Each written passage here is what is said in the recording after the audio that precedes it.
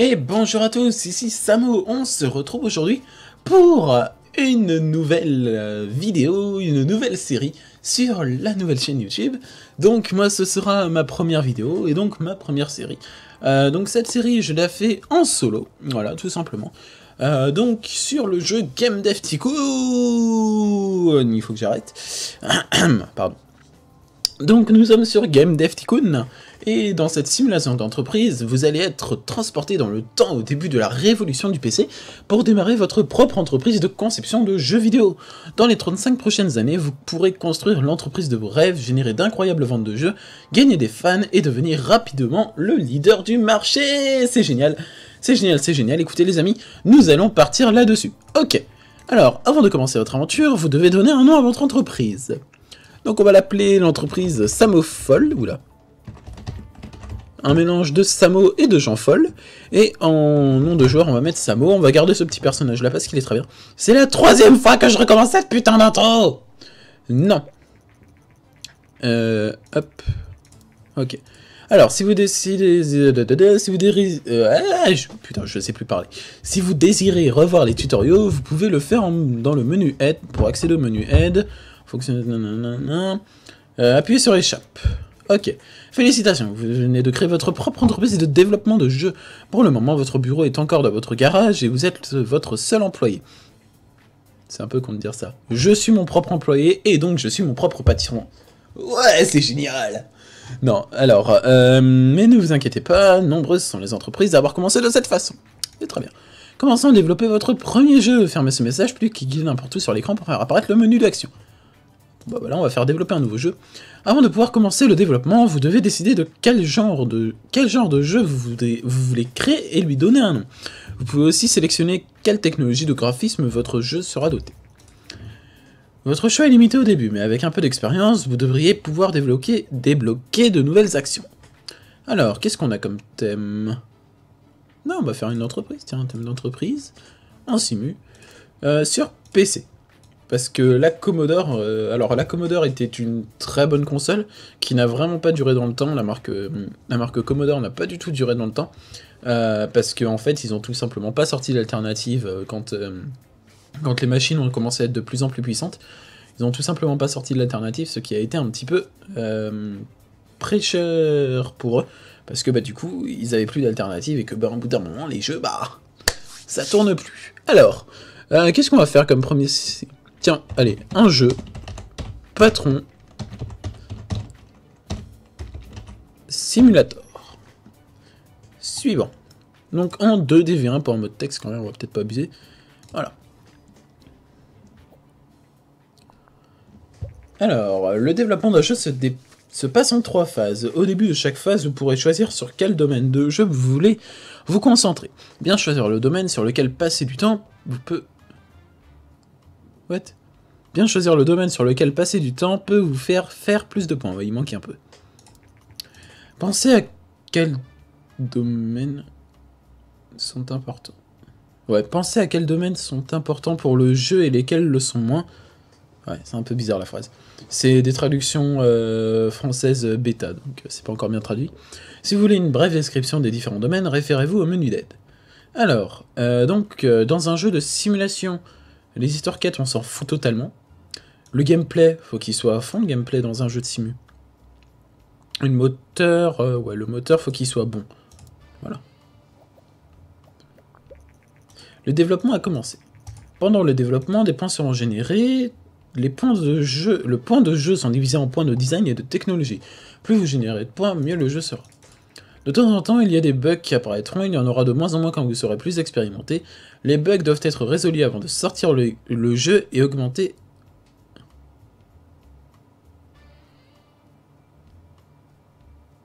D'accord, j'ai pas compris.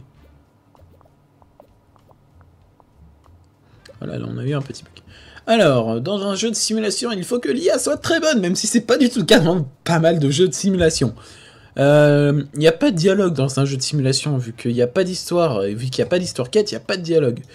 Et le monde est quand même assez joli, même si, bon, franchement, c'est l'IA qui est... dans un jeu de simu, c'est l'IA qui est la plus privilégiée.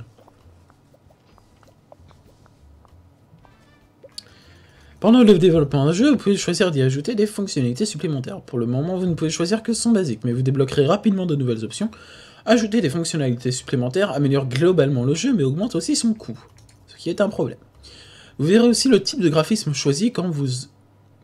Vous verrez aussi le type de graphisme choisi quand vous avez choisi...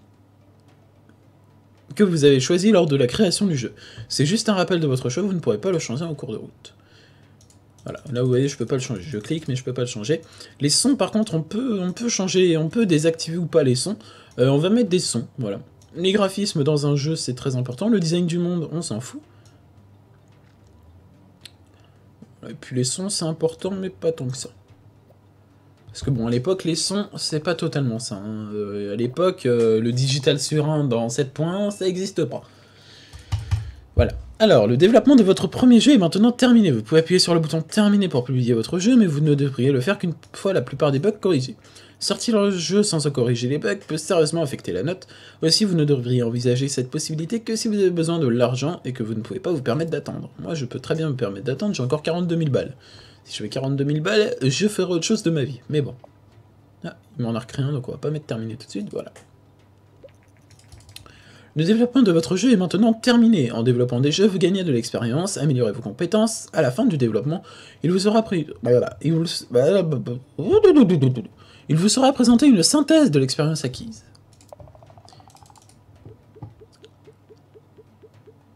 Voilà. Donc on peut voir qu'on a eu pas mal de points dans certains trucs, plus de points dans les trucs où on a mis plus, ce qui est logique, plus de points dans les trucs où on a mis plus de niveaux, on va dire. Vous voyez par exemple le design du monde où j'ai rien mis, quasiment rien mis, j'ai eu 74, par contre l'IA où j'ai mis tout, j'ai eu 124.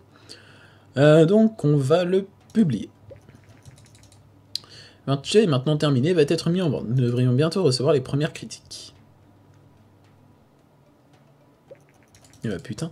Les premières critiques pour Patron Simulator, notre dernier jeu, viennent d'arriver. Alors, ça donne un 8. Ça donne un 8, c'est pas mal du tout. Bon bah 8, c'est pas mal pour un premier jeu. Alors après, je vous précise, hein, j'ai déjà joué au jeu, donc je sais déjà un petit peu ce qu'il faut mettre dans les domaines. Mais c'est pas encore... voilà. Alors, après avoir publié un jeu, vous pouvez prendre du temps pour l'analyser et faire un rapport. Les rapports sont un bon moyen de gagner des points de recherche, ainsi que de bonnes idées sur la façon de développer un jeu.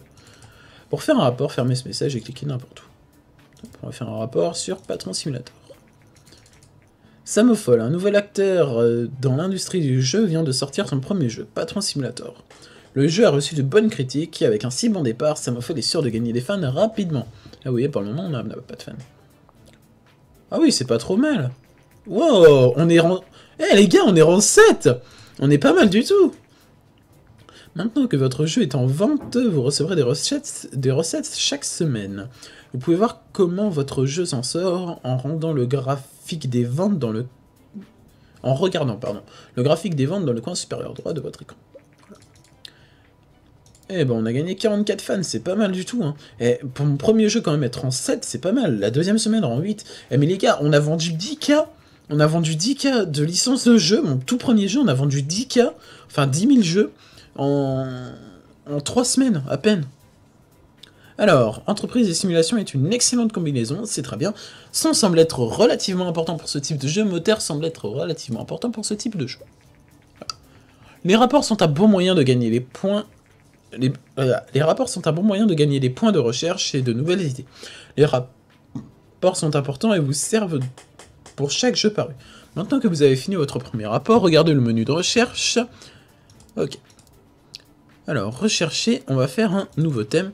La recherche est importante pour débloquer de nouvelles options et faire de meilleurs jeux. Vous devriez essayer d'économiser assez de points de recherche pour créer votre propre moteur de jeu. Cela améliorera grandement vos jeux. Là, vous voyez, pour le moment, on a 22 points de recherche.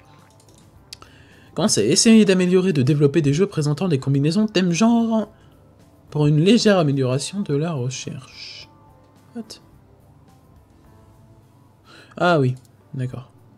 Alors, nouveau thème, qu'est-ce qu'on peut faire? Science-fiction, bof. On peut faire du piratage. On va faire les Anonymous. On va faire des loups-garous, tiens, c'est bien les loups-garous. Non, quoique, non. On va attendre un petit peu. Patron Simulator a établi un nouveau record de vente pour l'entreprise avec plus de 10K d'exemplaires vendus. C'est une étape importante dans l'histoire de Samophol. Et on est toujours en neuf, les gars. Regardez tout le pognon qu'on se fait, c'est génial. Alors, on va faire un nouveau jeu, donc en thème vampire. Vampire, ce serait quoi comme thème? Ah, je sais pas du tout. Vampire, action ou aventure? Vampire, ce serait plus un jeu d'aventure, je pense. Donc on va le faire, vu qu'on a des sons, on va le faire sur la Commodore 64. Et on va faire...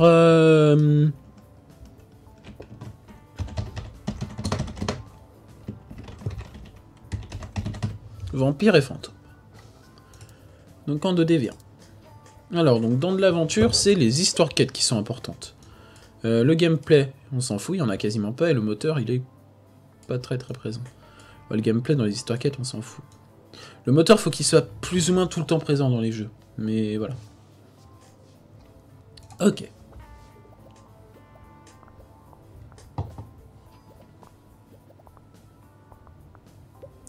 Alors, dans de l'aventure, les dialogues, ça va avec les histoires quêtes. L'IA, on s'en fout un petit peu, mais le design du niveau aussi. Voilà. Surtout les dialogues, hein, clairement. Et on gagne plein de sous là encore, on est en 16 des ventes, hein, c'est génial. Alors, donc, les graphismes dans de l'aventure, on s'en fout un petit peu, le son c'est pareil, mais le design du monde doit être vachement important.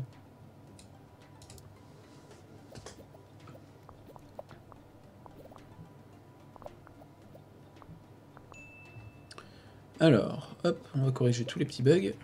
Patron Simulator n'est plus en vente, il s'est vendu à 21 213 exemplaires, générant 148 518 de recettes. Ouais, c'est quoi les... Enfin, c'est quoi l'unité des euros? Ah merde. Hop. Ok. Alors, nouveau thème et nouveau combo.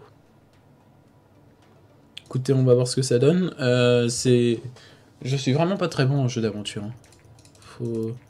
Faut pas s'étonner si ça va être... Ouais, voilà. Ça va pas être top. Hein. Oh, quoique. Il y a eu pire. On va vraiment dire qu'il y a eu pire.